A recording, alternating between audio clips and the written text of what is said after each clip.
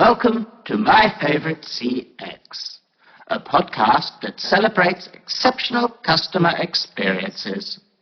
To listen to today's, please choose from one of the following options. Welcome to My Favorite Customer Experience. I'm Chris Holt over here in the UK, and we're going to spend some time today talking around customer experience and someone's favorite customer experience. And our guest today telling us all about his favorite customer experience recently is Rob Dwyer. Rob, thank you for joining us. Oh, thank you, Chris. It's great to be on the show. For those that don't know Rob, he's a customer success and contact center leader and a globally recognized thought leader in the field of customer experience. Over 15 years of experience helping customers drive adoption and enterprise transformation. And his expertise helps to lead initiatives across the sphere of the world of customer experience. And he also brings that to his own podcast, Next in Queue. Rob, why don't you tell us a little bit more about yourself and what it is you do? Yeah, I would love to. You know, I never thought I would be in this position. Right up until 2008, I was in the mortgage business. I had been a decade in financial services, and I really thought the bank I was working for, I was going to retire with them. And then I think most of us of a certain age remember what happened in 2008, and I found myself looking for a new career. And like most people who end up in the contact center space specifically, but also support, it's usually by accident. And for me, it was absolutely by accident. I had moved to St. Louis because my wife's job had taken her there. And I was just looking for something to help pay the bills and to provide health insurance. I know across the pond, you guys don't have this problem, but here in the States, we have this thing where not yet, we should say. Employer-based insurance is a big deal. And so I took a role with Convergys, which is now Concentrix. It's a huge global BPO. And I was an agent. I was handling retention calls for one of the largest cell phone companies here in the United States. And what I found was this industry offered a lot of opportunity. While the job itself wasn't the most glamorous or exciting, what I did find was I got a chance to hone some skills, and I very quickly was offered an opportunity to move into training. And then I moved into leadership development. And before I knew it, I was supporting sites all over the globe. I was traveling for the company, including outside of the country to these sites. And I found that it really had this like cool global thing where we're all dealing with customers and we have all of these different challenges that we're trying to solve. But I got to meet so many awesome people. And I think that's the thing that I love about it is just meeting people. That's part of the reason why I started the podcast, right? To get to meet a ton of different people. From there, I made a change. I went to a boutique BPO based out of St. Louis called Customer Direct and built a training department literally from scratch with them. It was really exciting to kind of put my own fingerprints on something and kind of architect it in a way that made sense to me. And we how many, made. I was going to say, how many years was that after being an agent? So how much experience did you build there? I was only an agent for about 10 months before I moved into a training role. Now, as a trainer, I was still occasionally getting on the phones. They would keep that skill up. Even when I went to Customer Direct, you know, I was a learning and development manager was my official title when I started there. And every now and then, right, you need to take an escalation. You need to help out when you can. There are those times when you get all hands on deck. And I think that's something, too, in this business that you get to keep a pulse on the customers and what it's really like in a lot of organizations. It's not true of all organizations, but in a lot of organizations, that's the case. So when I say move quickly, like I moved very quickly. I was with Convergys for 6.5 years. And then Customer Direct, eventually we spun off a SaaS company called Happy2, providing solutions for contact centers. And I spent another 5 years there. We spun that off in 2020 and did that for a long time. And it's just really exciting. And the other thing about this business, if you're in the BPO or the SaaS side of things, is you get exposure to so many different industries. And that I always found endlessly fascinating. And what did you see, I guess, that was unique to some industries, but what did you see that also converged across industries? 'Cause I'm guessing there's a lot that you're going to see across pretty much every vertical, but there'll be some edge cases as well. Yeah, I think what you see across every vertical is customers tend to have very similar problems, and customers react a certain way to certain things. So, for instance, long wait times. Nobody likes sitting in queue for a long time. I mean, I named my podcast Next in Queue because, right, you sit in a queue sometimes if there's not an immediate agent available, and I know we've all experienced that, and it kind of stinks. Like you get this like really compressed audio music that is probably a tune that you're not really enthused with. You can't play like really great music because it's so compressed that a song you would like would just sound like trash. So nobody does that. And there's also been for a long time this kind of concerted effort by companies to deflect, whether that's using the IVR, whether that's using chatbots. Now it's, hey, can we have IVR like agents that are powered by AI that sound like a human that you can talk to? All of those efforts, I think, are in some ways understandable, but from a customer experience standpoint, it is rare that you ever hear a customer say, oh, I just love it when I get to an IVR. Like, it just doesn't happen. Yeah. What I did very find true. unique is there are certain segments of customers that behave a little bit differently. And I'll give you an example. One, there's a segment of customers that are a little bit older, let's say.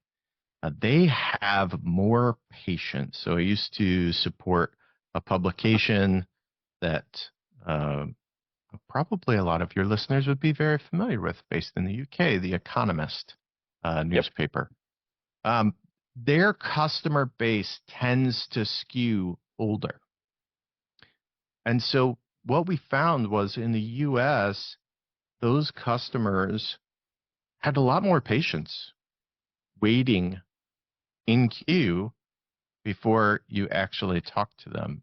And that was unusual compared to the typical customer base. And so when it came to metrics in a contact center, like when someone would tend to drop off the line after being in hold, they were on a tail end. Like they would hold on much longer to talk to someone because they had patience and they were probably retired, right? They probably didn't have a meeting to go to or something like that. So I always found that very fascinating, that your customers may behave differently than the average person based off of whatever it is that your product or your service is. Yeah, I think it's interesting as well when you look at how people value their time. You said, older demographic, more patient. You look now at some of the numbers around the average attention span and things, and you can see why being on hold or being in queue infuriates, because we're not used to having to wait for anything now. You can be on social media, and if you're bored, with one swipe and about 8 seconds, you're on to the next thing, you're on to the next thing. So you can see why 5 minutes of queuing or 10 minutes of queuing or not even knowing how long could be frustrating for people. Yeah, absolutely. I've got kids that are in their 20s, and I will tell you, and I hate to generalize about generations, but there is certainly a younger generation that gets often anxiety about being on the phone because they didn't grow up necessarily talking on the phone the way my generation grew up talking on the like that was all we could do was talk on the phone, or you go to somebody's house, like that's just the way Yep. it was. And then you've got this generation that grew up with electronic communication and the ability to use social media or messaging apps. And talking on the phone can actually induce some anxiety. And so when you talk about waiting in queue, that anticipation of talking on the phone actually increases that anxiety. And it's just not a very good experience if you're a person that experiences anxiety making that phone call. So I do think that's something that we are going to continue to grapple with as customer experience evolves and that generation becomes more and more your primary customer base. I think that channel of choice thing, I think, businesses, we talked about it earlier about wanting to deflect, to move away from the phones, but it's also understanding where your customers want to be. So my wife was a guest on the podcast a few weeks back, and she talked about from a neurodivergent perspective, she prefers a live chat situation for similar reasons. She knows what to expect. And she's accepting of that format, and she'd prefer that over the anxiety of, whenever I tell her, oh, I'm putting in one of those callback in queue, she's like, they don't work. No faith in them whatsoever. And yeah, it's that understanding what your customers' needs will be. And I think that's, we've not even spoken about AI much for an episode of a customer experience podcast so far, but that's where I think AI and intelligent routing and things can start to improve in the future is, if I call up, well, what's my preference? Well, we know you don't like having to call. So if you're calling, there's a big why behind it. Whereas if it's someone that's always calling, maybe they're fine with that and we deprioritize that call. Whereas if we've got a caller here, but we know doesn't call, something's gone wrong. So let's elevate that. Let's potentially offer deflection into another channel if we know we could potentially help them, but let's not push them that way if we don't need to. Yeah, I think there are, number one, there's also a growing cohort of people. Again, this depends on who you're calling, what business this is, what product or service you need help with. But there's a growing cohort of people who, when they are forced to call, to your point, they've already tried to address the issue through these other channels that you've offered. And so there is likely a level of frustration because the phone call isn't their first choice. It's the last resort for them. So when you talk about, hey, Chris is calling, Chris never calls. We know Chris manages his account online all the time. He knows how to use the app. He knows how to navigate the website and the FAQs. We've seen that activity in the past. So the fact that he's calling tells us that this is something that he's already tried to manage himself. He hasn't been able to reach a resolution, and so now he's calling. Can we prioritize this call? So I love that example. Rob, I guess one of the things I wanted to come back to as well, your history in the BPO world, and there's been so much change or potential change, or everyone's talking about the death of the agent and no need for CCaaS in the future. Where do you think the future lies if you had a crystal ball with that? Chris, I think what we will see is there is going to be an increased adoption of customer-facing AI. We're just at the beginning of this. That said, what we see from customers is that a lot of times they want to talk to a person. And so I think companies are smart to think about how do we intelligently blend these two together so that we can introduce AI at a time when the customer will be accepting of that, but also have people ready because the customer doesn't always want that. And while yes, you can have AI sound empathetic. If I know it's AI, it's not real empathy.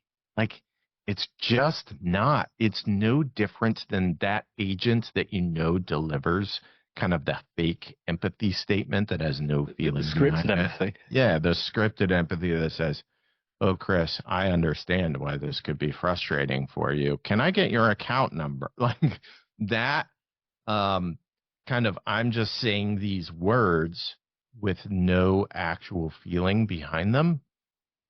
We don't like that from a human. I don't believe we're going to like that from a robot either. And so there are going to be moments where we want to have a connection. There are going to be moments where we want to know that it's a real person that we're talking to. When you and I got started, I asked about your jersey. I asked about that because I too am a fan of sport.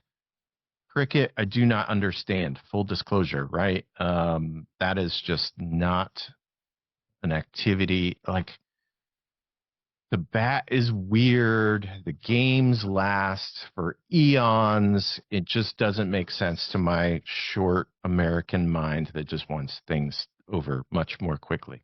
That said, I understand this feeling of like getting excited. I also understand the feeling of like being a collector, right? You told me that you're collecting kind of vintage jerseys. I'm a Lego Star Wars guy, as people who are watching. As is clear. Yeah, as is clear. And so I understand that feeling of like a collecting passion and kind of the things that you like behind that. And you and I can have a connection on that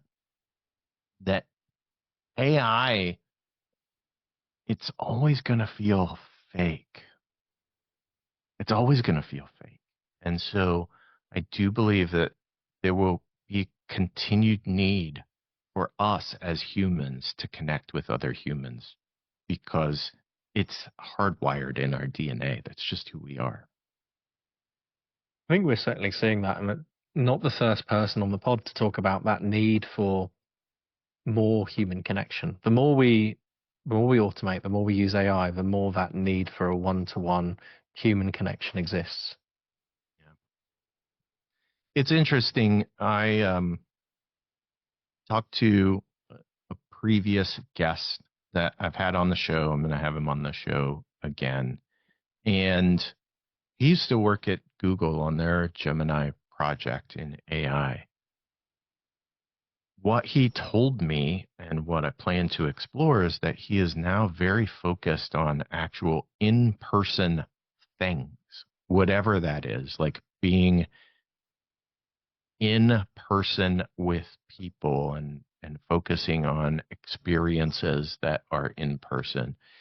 And I find that to be a fascinating shift as someone who is on the leading edge of AI development to say, I don't want that. This is where I think the value lies in experience. And so I think as we think about customer experience, companies would do well to think about how they can create those very personal experiences that give us that feeling of connection. And can you augment that with AI? Absolutely. We've been augmenting things with automation for decades, and that is not going to change because businesses are always looking for ways to save money, to make more profit, and like that's going to keep happening. But I will have an affinity for a company that delivers an amazing experience, and a lot of that comes with connection. I think that gives us a really nice point to take a break. We'll place our customers on hold. Hopefully they won't depart. We'll test their patience a little bit. And then when we come back, we'll talk about one of your favorite customer experiences. Sounds great. Thanks, Chris.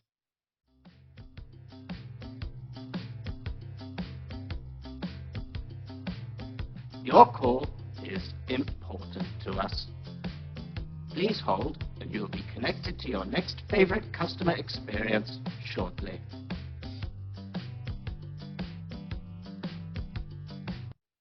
Welcome back to my favorite customer experience. I'm joined this week by Rob Dwyer.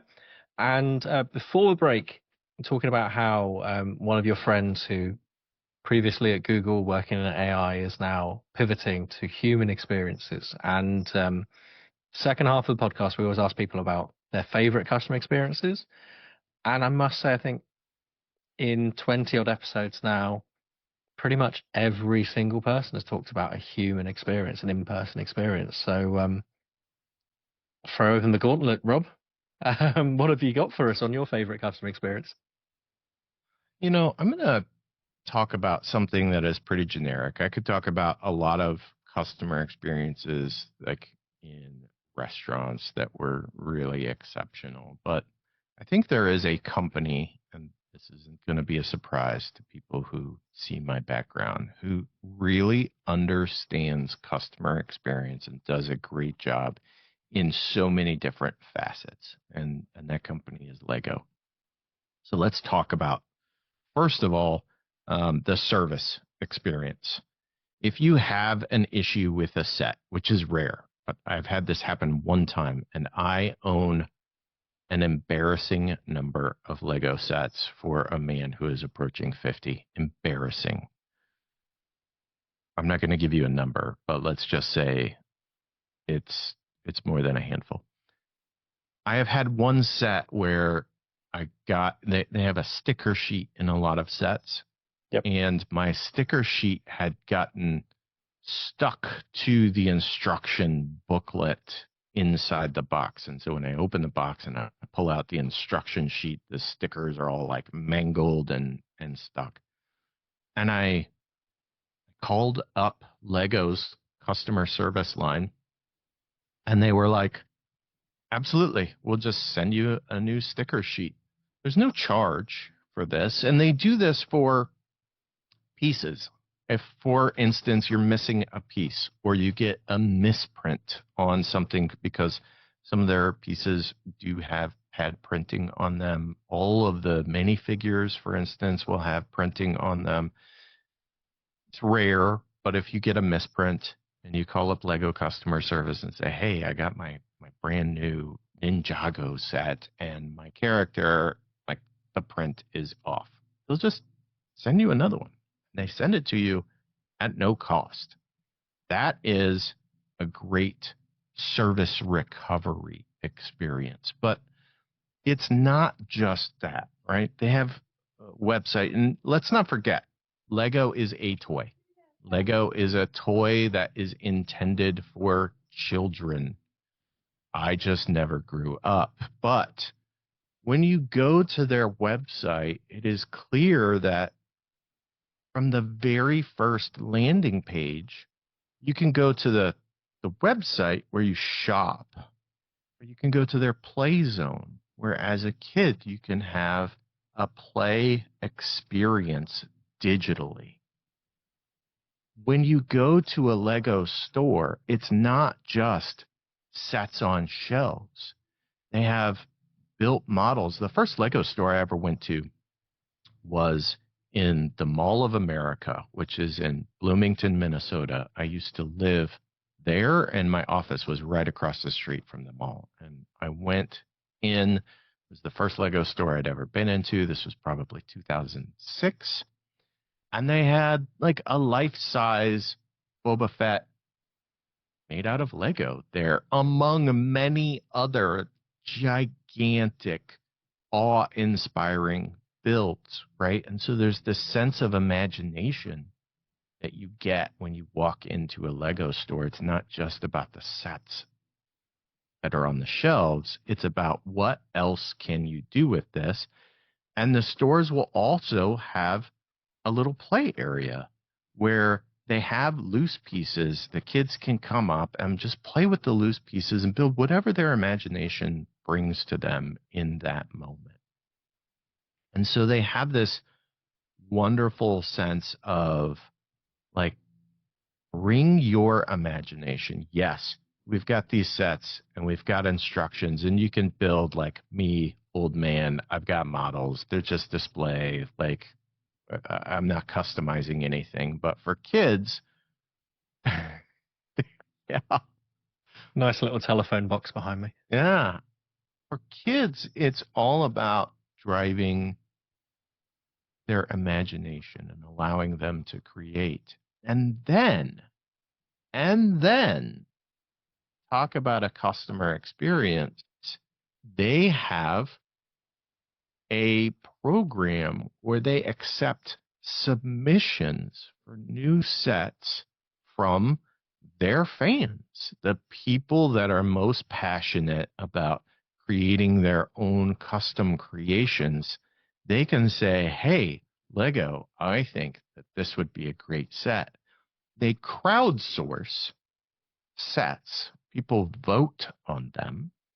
And those that receive enough support become official Lego sets. And the designer gets a cut of the profits that come from that. So when you talk about creating fans, they do an amazing job of cultivating their fandom. And when a customer has a really great idea, they embrace this.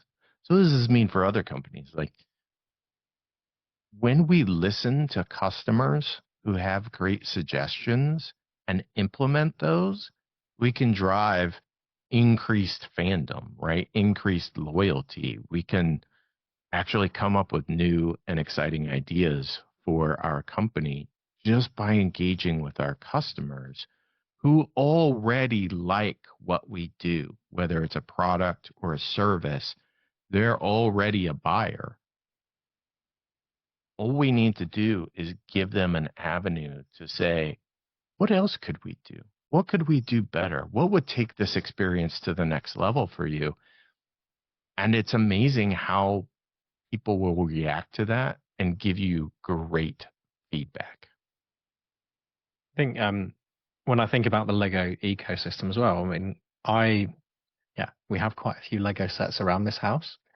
Weirdly, I had it growing up in just a box of Lego, and you make stuff, and then I didn't really touch it for years. And my desktop background for a number of years was a Nintendo with a Lego spaceman on top of it. I think it's Benji from the movie. And one of my colleagues and friends, his mum worked at Lego, so he sourced that character for me. And then I sourced, got the little Nintendo, used to be there. I don't know where it is now. Somewhere in this office. So I kind of recreated that. And then when lockdown happened, it's like, well, we need stuff to do. And they brought out the NES with the TV. Yeah. So there I am, like a couple of years before 40, building out my first proper Lego set for 30 odd years. Mm-hmm. And yeah, to your point, like it's not just, I think there was one set we had where we were missing something, and it was all self-serve. You just say, right, I'm in this set and I'm missing this part, and it's all really easy.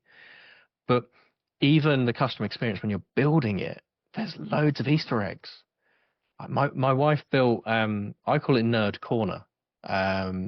It's like 3 stories high, and it's got like a toilet under the stairs of the first story, and you can't see it when it's completed. You have no idea what it is. But if you've built it, you know. It's like, if you know, you know.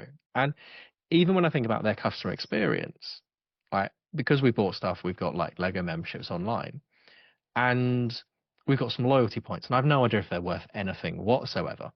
But of all the loyalty programs I'm part of, they're the one that emailed me to say, hey, you've got some points.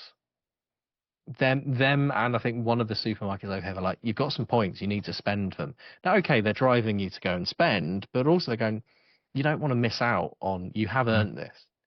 And I think the entire experience, I mean, I look at Lego, yes, it's a toy, but it's also They're very aware it's a premium product, but they provide a premium service. From the moment you walk in, their retail outlets are different to everything else out there. There's imagination at play. There's, the whole thing. When I talk to engineers, I'm always talking about play. Go and play with the product. Just because it's no longer Lego and it's a telephony platform and it's a CCaaS platform or conversational AI, if you're playing, you're learning, you're thinking, you're developing. They've carried on that. You walk in and it still feels like a magical experience. Sure, you can go to a big toy store and get the Lego set for $10 cheaper, but the experience of going into a Lego store makes it just exceptional. Yeah.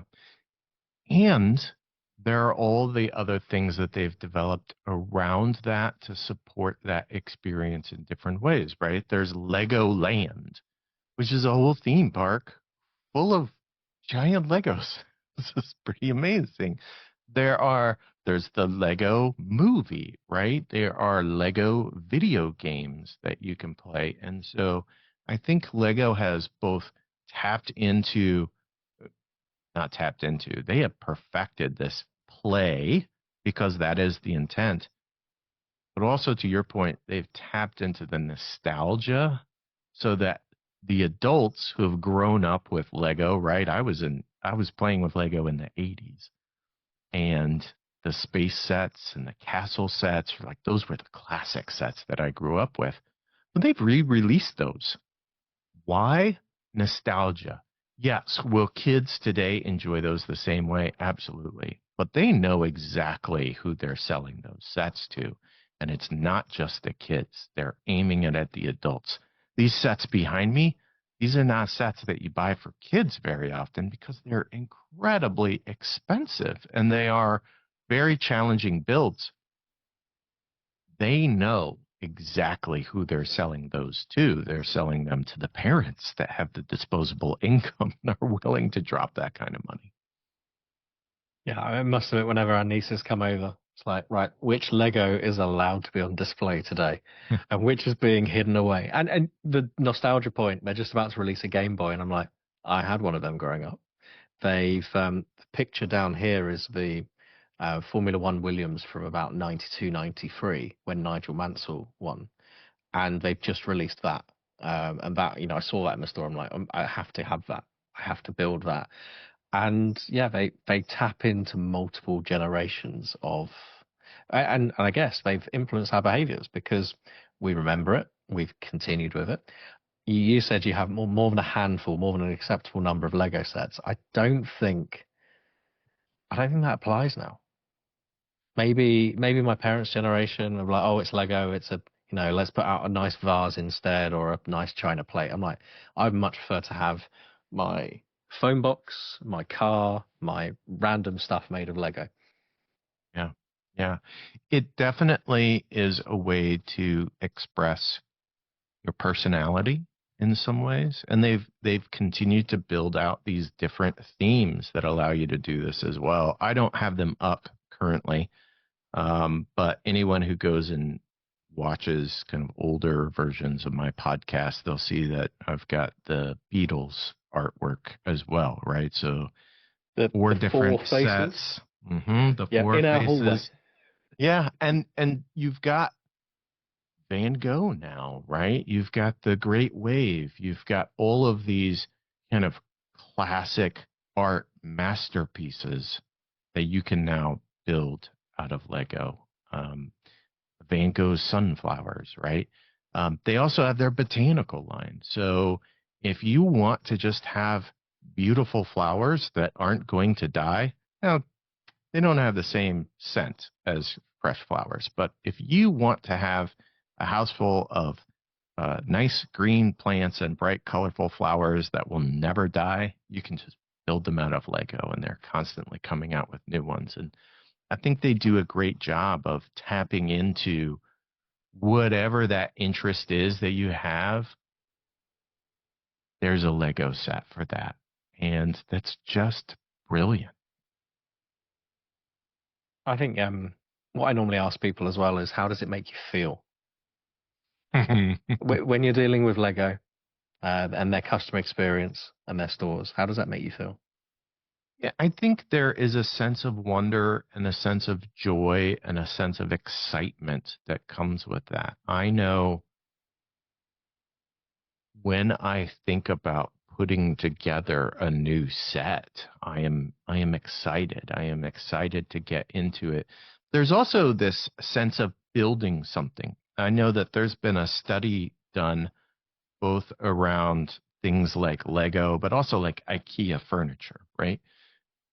We put more value onto something that we have assembled ourselves than something that was assembled by someone else.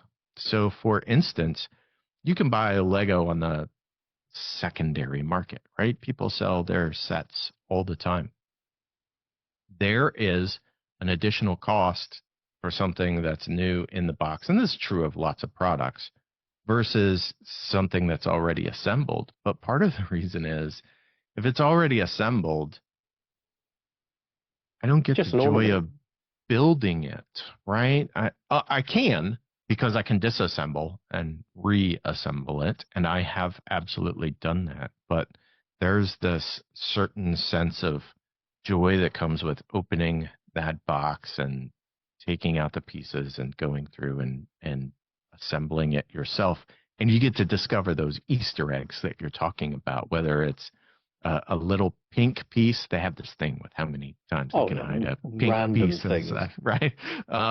But that experience, right, becomes something that I created. And so whether it's sitting on my shelf or I've got a picture of it or what have you, like I did that, I built that. And Lego understands that we like to create, we like to build, and they capitalize on that. I feel this is a very easily answered question now. So, in terms of influencing your behaviors, do you find yourself recommending Lego? Yeah, absolutely. I mean, there are a number of different brands that I am a huge fan of, and I will 100% recommend or talk about. But I think just looking behind me, right? If that's not a recommendation, I don't know what is. Like, I am literally just like, if you see me on camera, oh, by the way, you're going to see these sets behind me. And that is as big of a recommendation, I think, as you can give. Awesome. Well, I think we're now at 20 odd episodes out of 20 that have all been human led experiences and things that we get to actually do and experience ourselves. So, Rob, thank you very, very much for sharing that. Where can people find you if they want to learn more about you, learn more about the podcast? Well, first of all, thank you, Chris, for having me. And I am all over LinkedIn. Like, look, you can find me on LinkedIn, the podcast. You can find both on YouTube. So just youtube.com/@nextinq or wherever you get your podcasts. Awesome. Well, Rob, thank you very much for joining us on My Favorite Customer Experience. Thanks, Chris. It's been great. Thanks for tuning in, folks. We'll catch you soon. Thank you for listening to My Favorite CX. Your listenership is important to us. On your keypad, please press a number between 1 and 5 to rank how much you've enjoyed your experience.